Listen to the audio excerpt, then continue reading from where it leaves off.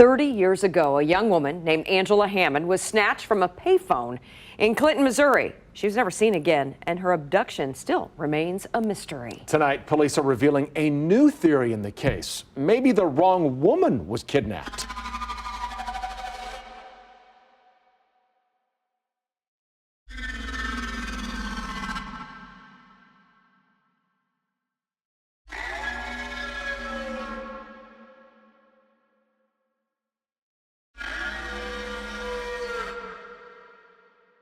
Investigators have released a new theory that they are working on in one of the most chilling abduction cases in America, the abduction of Angela Hammond. This particular case has been sitting in my list of cases to cover for a while, and I think it's a good time because in recent years there has been a new theory put forward by law enforcement that could potentially explain the mysterious abduction of a 20-year-old student from a small town in Missouri. Angela Hammond was seemingly abducted on April 4th back in 1991 after a man had pulled her out of a payphone booth and pushed her into his truck. At the time of her disappearance, Angela was 20 years of age. She was a popular young woman living in Clinton, Missouri, which is a small town with a population of around 9,000 people. She was working at a bank and was taking classes at Central Missouri State University at the time of her disappearance. Angela was known as Angie to her close friends and family. She was born on February 9th in 1971. She stood at around 4 feet and 11 inches. She weighed around 120 pounds.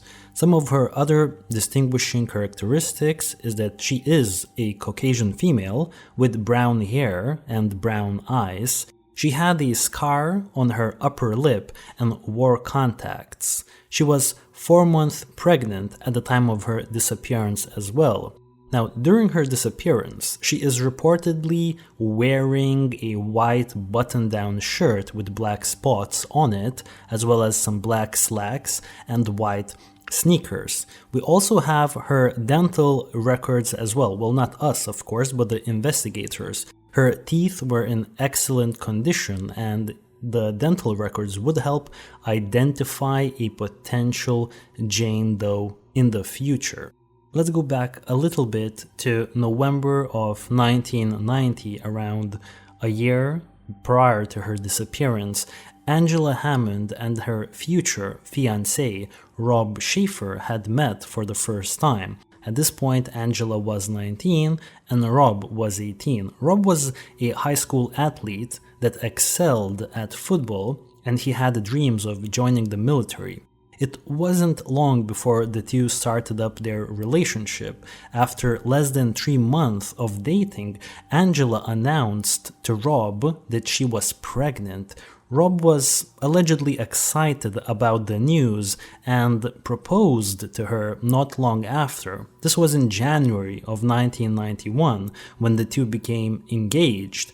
Angela at the time was working at the Union State Bank as a night processor and was taking college courses at Central Missouri State University, while Rob was still planning to enroll in the military that same summer. At the time of her disappearance, Angela was also 4 months pregnant with Rob's child, even though there are some theories floating around that the father of this child could have been someone else than Rob. These rumors have never been confirmed and quite honestly seem unlikely to me at this point. Angela and Rob lived together according to some sources. Angela was renting a trailer in Clinton. However, one of Angela's closest friends said in a recent interview that Angela was in fact living alone while Rob was still living with his parents, also in Clinton. Let's talk about the day when Angela had disappeared. On this day, around 10 p.m. on April 4th, 1991, Angela had dropped Rob off at his home after a barbecue at Angela's mother's house. Now, the both of them planned to meet up later on after Rob's mother got home from work, because at that point Rob was babysitting his brother at his mother's house, which makes perfect sense. Rob's quote regarding this was that it was around 10 o'clock. I was going to meet her back uptown as soon as my mom got home. I was watching my little brother at the time, and she called later on that night. Now, initially after dropping off Rob at his parents' home so he could babysit his little brother, Angela spent some time with her friend Kyla. While Rob was at his parents' house with his younger sibling, Angela and her best friend Kyla drove around and chatted. This lasted only for a few hours before Angela had dropped Kyla back off at her house. Later on in the evening, around 11:15 p.m., Angela called Rob, as she had told him that she would do earlier in the evening. Now, she called Rob from a payphone at the intersection of Jefferson and 2nd Street, 7 blocks away from Rob's home. Now, some people think this is quite strange. If you're only 7 blocks away from Rob's house, why wouldn't you just drive there instead of using a payphone? Now, I've seen some sources that claim that Angela did not have a phone back in her home, so that's why she was using a payphone. While on the phone with Rob, Angela told him that she was too tired to meet up with him as planned previously, and that she would go back to her home and take a bath instead. As she was talking to Rob, she noticed a suspicious man circle the block several times in his green Ford pickup truck. The truck then suddenly pulled up beside her. The man got out and used the phone before getting back into his truck. Now, this is another phone, because there were a couple of phones at, I assume, a couple of phone booths. So Angela was using one phone booth and this strange man was using another one. Now, he then later on took out a flashlight and flashed it around his truck, apparently looking for something. Angela described this man's appearance and the truck to Rob. Rob insisted for Angela to ask this man if he needed to use the phone, as he assumed that the phone next to the one Angela was using perhaps was not working. And Angela asked this man if he was waiting to use the payphone that she was using to talk to Rob at that point. However, this man replied that he would try the other one again in a minute. Afterwards, Angela and Rob then returned to their regular conversation. This man, who has never been identified, was wearing overalls and a dark-colored baseball cap. He had eyeglasses, a beard, and a mustache. Just a few moments later, Rob heard Angela scream, as well as he heard the man say, "I didn't need to use the phone anyway." Rob immediately dropped his phone and ran outside to his car. He quickly drove towards the payphone that was only 7 blocks away, hoping to help Angela.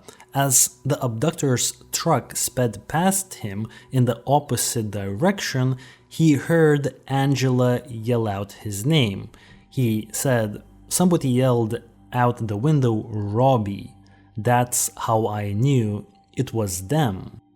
Rob then threw his car in reverse, unknowingly damaging the transmission.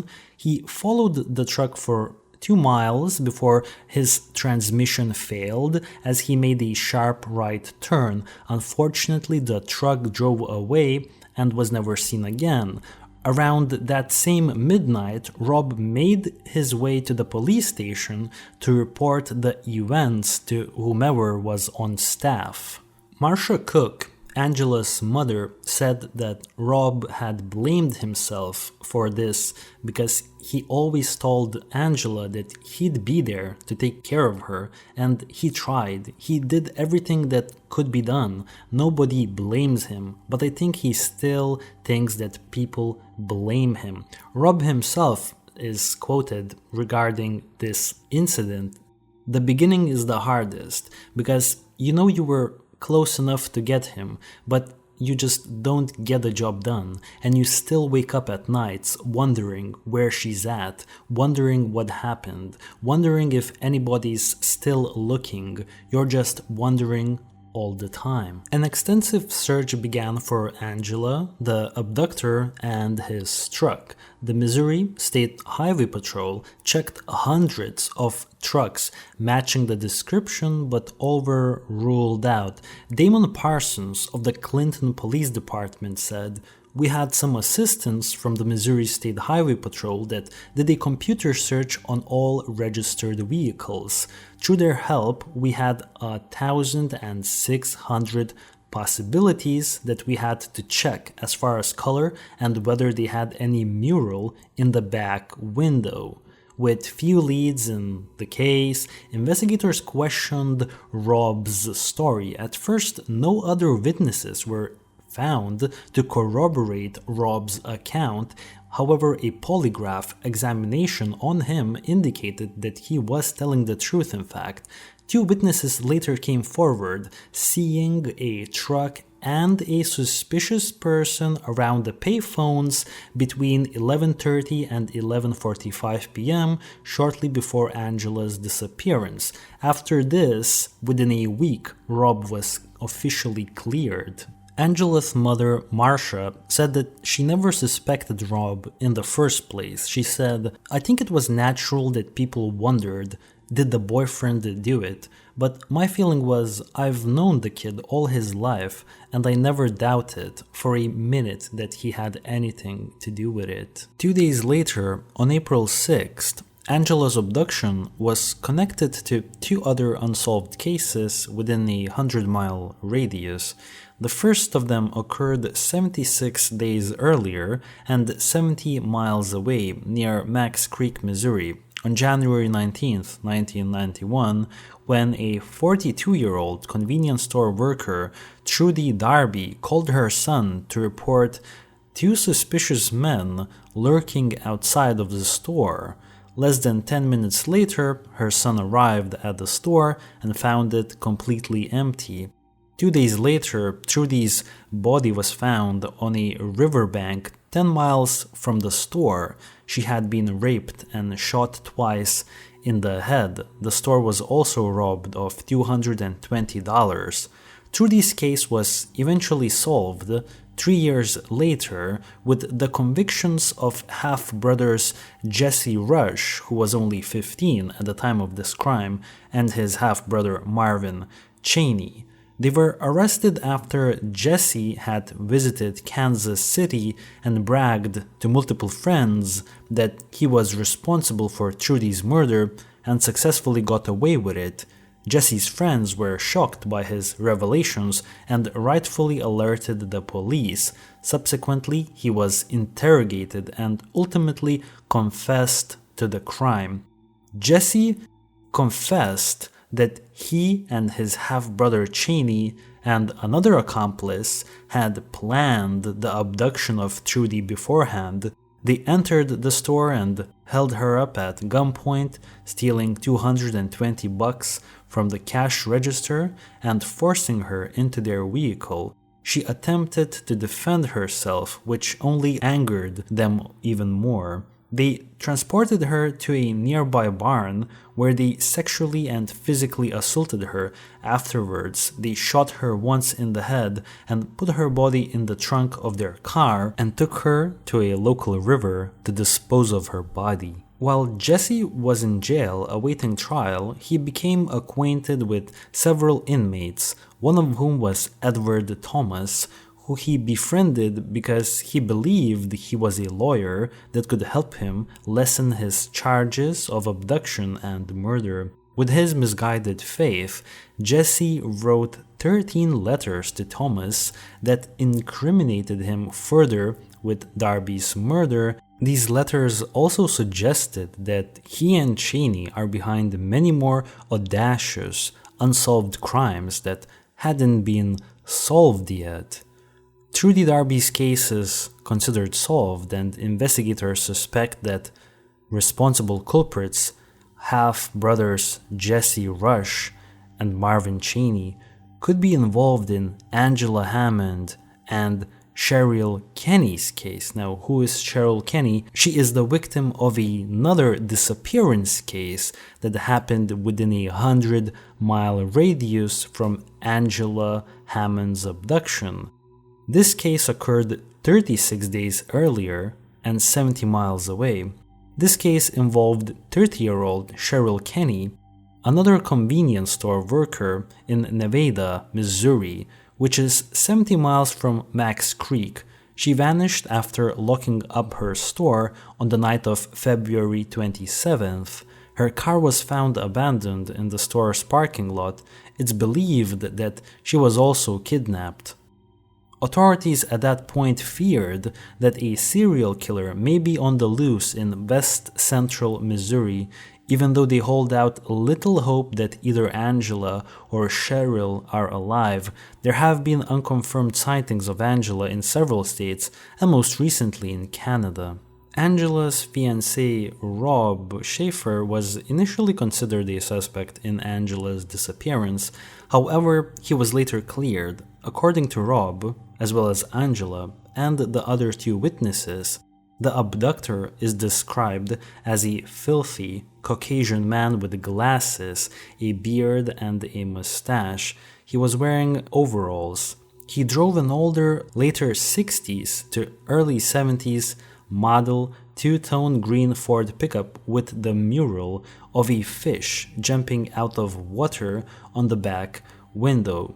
However, the composite sketch of the abductor seems to show a man with a clean-shaven appearance. No explanation to why the man in the sketch does not have a beard was provided by law enforcement. Perhaps police believe that this man could have shaved after the abduction, or maybe the beard was a disguise in the first place. Serial killer Kenneth McDuff, whose killing spree spanned from 1966 to 1992, has been looked at as a possible suspect. However, he was never officially linked to Angela's case.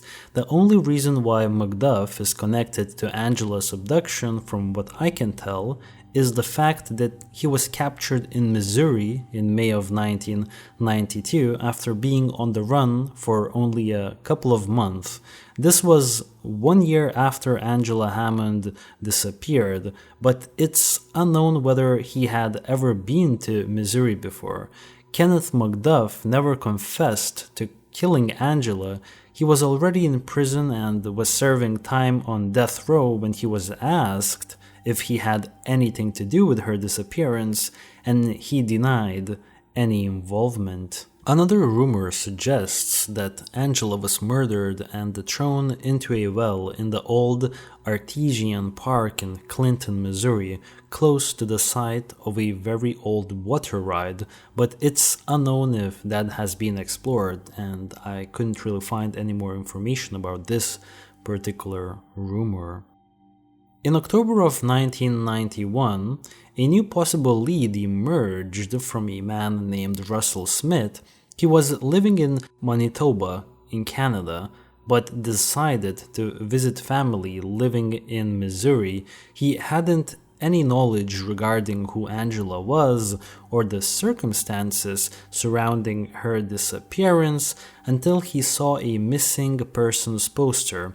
Once he did, he had an epiphany and immediately contacted the Clinton Police Department. According to his assertion, during September he had witnessed a woman matching Angela's description getting inside of a green pickup truck that had a white top and mural on the rear window after leaving a drugstore in Manitoba, Canada. Clinton's police chief, Bob Pattison, contacted Sergeant Bob McQuarrie from the Royal Canadian Mounted Police to alert them to the possible new development. In response, Bob McQuarrie followed up on the sighting. Considering Angela was 4 months pregnant at the time of her disappearance, they made the logical deduction that she may have given birth to her child. They proceeded to visit all the hospitals and baby stores in the area with Angela's photograph to see if any staff members had remembered seeing her, but nobody had recognized her. At that point, Angela's case seemed to have gone cold until in April 2021, last year, on the 30th anniversary of Angela's disappearance, Clinton Police Department announced that there was a new theory being investigated in her case. A confidential informant that helped a narcotics operation received a cut-and-paste styled letter which read, "Hello, we know who you are. People like you deserve what you get. We know where your foxy daughter is at. She will see us soon. Tell your wife she has our deepest sympathy in her future loss. Goodbye." Law enforcement were able to develop this particular theory after revisiting this case file for the third or fourth time when they ran across this lead from very early on in the investigation. This in particular was fairly strange to me because I don't really understand how you not investigate this further. Now, police told the media that investigators have been exploring the new theory for years after originally only revealing this theory to Angela's mother, Marcia. This lead had been ignored because police couldn't figure out how to connect it to the 1970s model green Ford truck that Schaefer had tried to chase down. To me, this still doesn't make any sense. How do you let this particular lead left uninvestigated is beyond me. Essentially, the letter correctly identified the informant's court-issued number along with his estranged wife's first name. The letter was postmarked on April 4th, 1991, the same day of Angela's abduction. The informant's wife and daughter, who was also named Angela, were both living in Clinton at that time. Investigators theorized that those involved in the narcotics operation targeted the informant's daughter, but mistakenly abducted Angela Hammond instead. In 2021 interview with KY3 News, Clinton Police Captain Paul Abbott details that the department officially believes that it would be difficult for one single person to pull off this abduction, leading them to believe that there are multiple people involved. In the same KY3 interview, Paul Abbott shares that in early 2021, someone had called the police department and left a voicemail with details regarding the magazine cutout copy-paste styled letter and specifically mentioned the two names. Now, the police are looking to further that conversation. Their quote is, "I would really be interested in having a conversation with that person," Paul Abbott said. "It can be completely anonymous. It can be a telephone conversation. I can protect their identity. I can guarantee that." Sadly, Angela's mother, Marcia Cook, passed away in May of 2021 without ever finding her daughter's abductor or her remains. A $16,000 reward is being offered for leads in this case. Let's quickly take a look at the timeline. In this case, in January of 1991, Angela became engaged to Rob Schaefer. Shortly before that, she had revealed to Rob that she was pregnant, and Rob according to all accounts, was very excited to become a father. In January 19th, Trudy Darby was abducted and murdered. Sometime later, on February 27th, Cheryl Kenny had disappeared. Less than 2 months later, on April 4th, a copy-paste styled letter has been turned into a post office sent to a confidential informant. On the same day as this letter was sent, at 10 p.m., Angela had dropped her fiancé Rob off at his home after a barbecue at Angela's mother's house. At 11:15 p.m., Angela called Rob from a payphone 7 blocks from his home. Angela described a man that had parked his truck close to the phone booth. Rob said he then heard Angela scream. Rob drove to the payphone, and the abductor's truck sped past him from the opposite direction.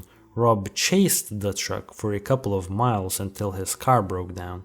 Around midnight, Rob made his way to the police station to report Angela's abduction. Around 5 months later, in September of 1991, Russell Smith saw a woman matching Angela's description getting inside of a green pickup truck that had a white top and a mural on the rear window after leaving a drugstore in Manitoba, Canada. In May of the following year, 1992, Kenneth McDuff was captured in Missouri after being on the run for a few months. And then in early 2021, someone had called the police department and left a voicemail with the details regarding the copy-paste styled letter that was sent on the same day when Angela was abducted.